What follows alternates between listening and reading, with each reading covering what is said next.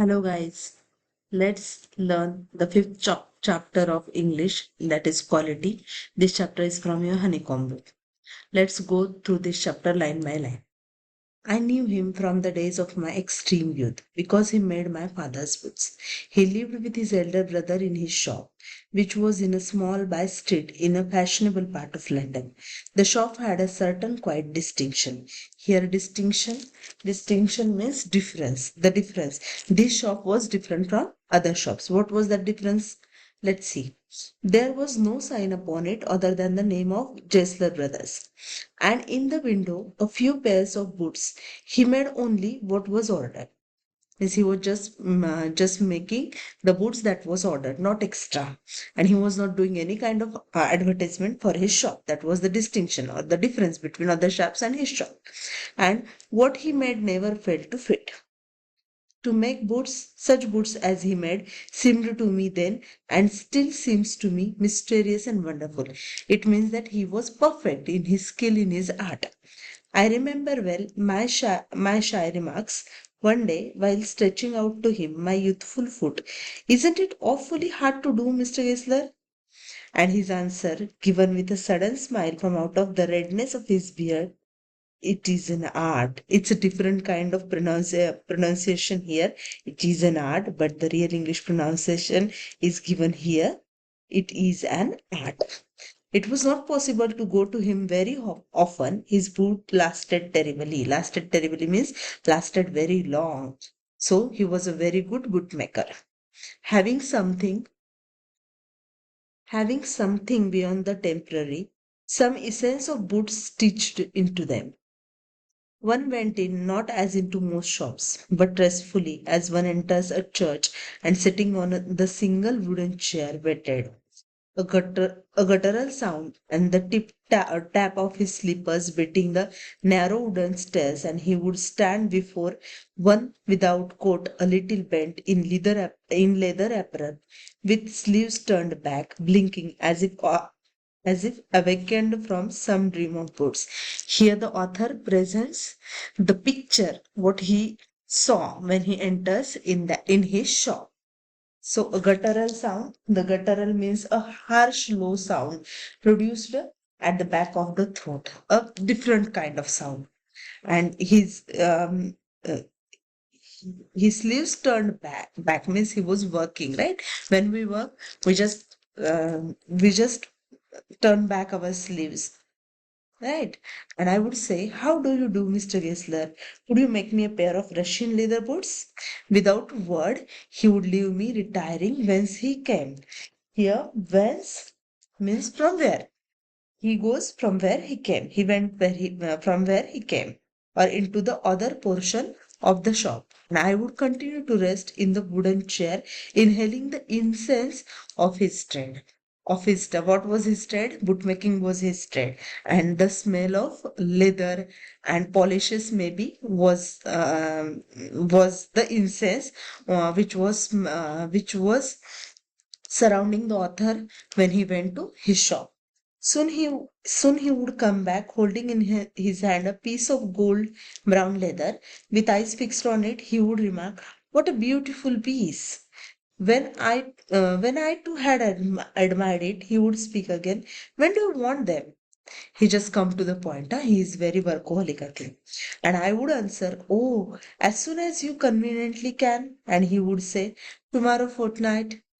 Or if he were his elder brother, I will ask my brother. If he were means if his elder brother was there, he will reply that I will ask my brother when he can give you your boots. Then I would murmur, "Thank you. Good morning, Mr. Gessler. Good morning," he would reply, still looking at the leather in his hand. He is really very artistic person. He's always engrossed in his art, so that he was saying good morning, but he was actually looking at the leather in his hand. And as I moved to the door, I would hear the tip tap of his slipper going up the stair to his dream of boots, because he was an artist.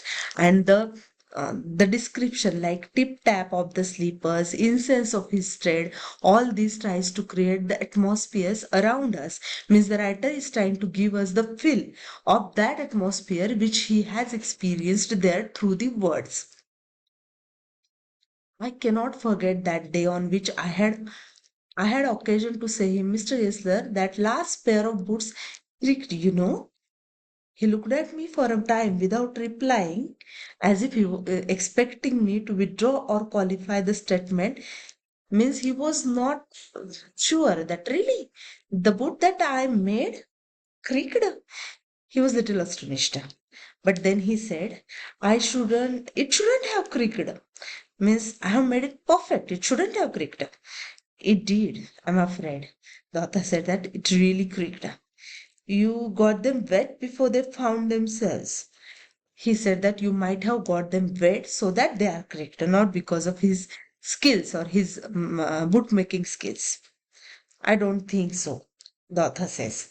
At that, he lowered his eyes as if hunting for memory of those boots, and I felt sorry I had mentioned this grave thing. Send them back, he said. I'll look at them. He said that, okay, send them back. And he will look at them and try to repair them if possible. Some boots, he continued slowly, are bad from birth. If I can do nothing with them, I take them off your bail. He was honest also.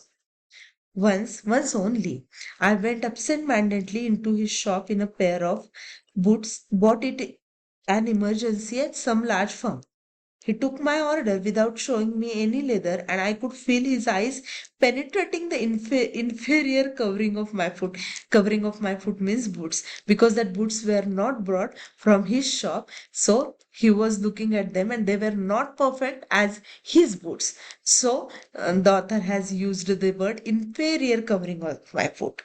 At last he said, those are not my boots. The tone was not one of anger, nor of sorrow, not even of contempt, but there was in it something quiet that froze the blood. He put his hand down and pressed a finger on the place where the left boot was not quite comfortable. He was very perfect in his tread. It hurts you there, he said. Does now those big firms are no self have no self-respect, and then as if something had given way within him, he spoke long and bitterly. It was the only time I ever heard him discuss the conditions and hardships of his trade.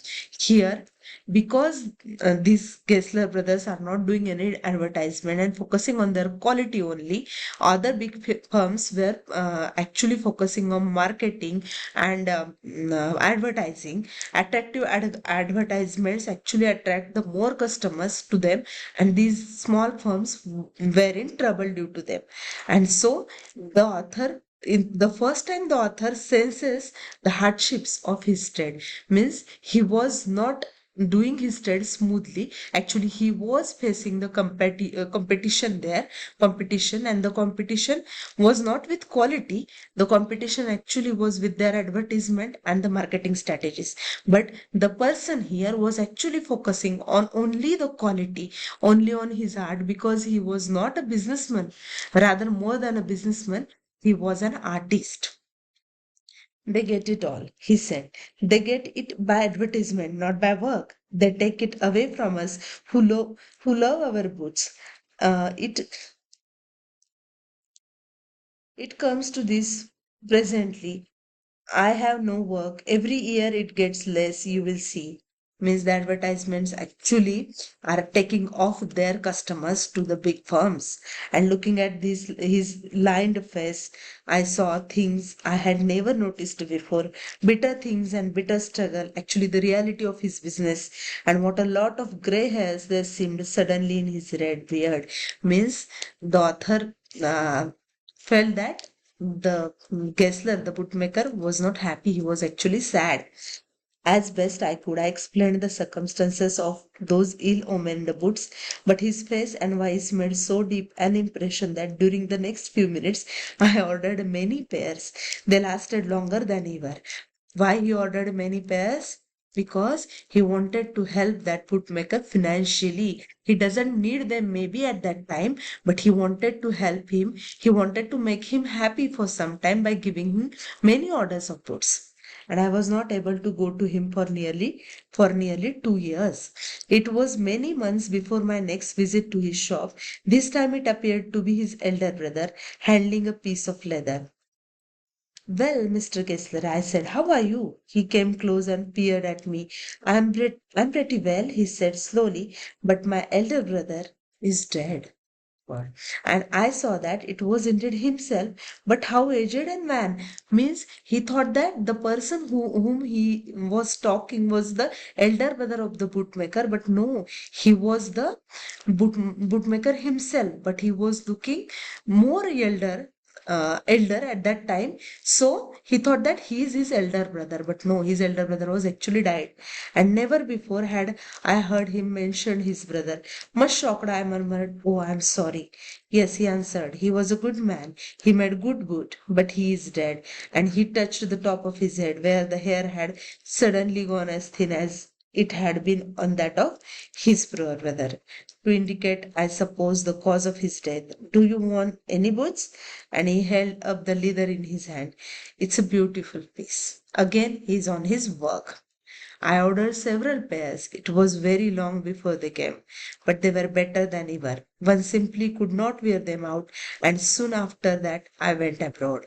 It was over a year before I was again in London, and the first shop I went to was my old friend's. I had left a man of 60. I came back to one of 75, pinched and worn, who genuinely this time did not at first know me. Do you want any boots? He said. I can make them quickly. It is a slack of time. It is actually a different man, not the Gessler brothers. I answered, please, please, I want boots all around, every kind. I had given those boots up when one evening they came. One by one, I tried them on in shape and fit, in finish and quality of leather. They were the best he had ever made. I flew downstairs, wrote a check, and posted it at once with my own hand. A week later, passing the little street, I thought I would go and tell him. A week later, passing the little street, I thought I would go in and tell him how splendidly the new boots fitted. But when I came to where his shop had been, his name was gone. I went in very much disturbed. In the shop, there was a young man with an English face, because the Gessler were Germans, right? Mr. Gessler in? I said. No, sir, he said. No, but we can attend to anything with pleasure. We have taken the shop over. Yes, yes, I said. But Mr. Gessler, oh, he answered, dead. Dead? But I only received these boots from him last Wednesday week. Ah, he said, poor old man, starved himself, slow starvation, the doctor called it. You see, he went to work in such a way, would keep the shop on, wouldn't have a soul touch his boots except himself. When he got an order, it took him such a time. People won't wait. He lost everybody. And there he had sit, going on and on. I will say that for him, not a man in London made a better boot. But look at the competition. He never advertised. Would have the best leather too, and do it all himself. Well, there is it. What could you expect with his ideas? But starvation. That may be bit flowery, as the saying is, but I know myself he was sitting over his boots day and night to the very last. You see, I used to watch him, never gave himself time to eat, never had a penny in the house, all went in rent and leather. Now he lived so long. I don't how he lived so long. I don't know. He regularly let his fire go out. He was a character, but he made good goods. Yes, I said he made good goods. Means the starvation, because all the money he had, he invested them in leather, and all the time he had, he invested in his art, that is of boot making. So the reason of his death was slow starvation.